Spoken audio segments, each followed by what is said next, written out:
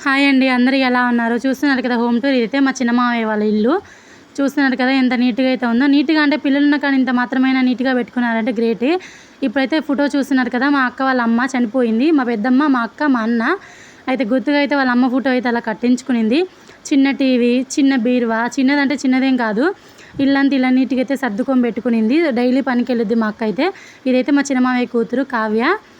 ఇట్లా నీట్‌గా అయితే ఇట్లా సర్ది పెట్టుకుంటది. ఎంత సర్దినా కూడా పిల్లలున్న దగ్గర ఖచ్చితంగా మీకు తెలుసు కదా, చిందరవందరగానే ఉంటది.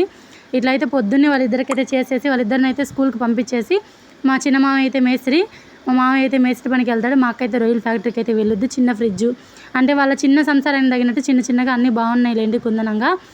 ఇంత మాత్రం ఉందంటే గ్రేటేను. వాళ్ళిద్దరు పనులు చేసుకుంటూ అంటే ఇద్దరు పనులు చేసుకుంటేనే ఇవాళ రేపు రోజులు గడుస్తాయి కదా. మీకు తెలిసిందే, అది వేరే ఇద్దరు పిల్లలున్నారు.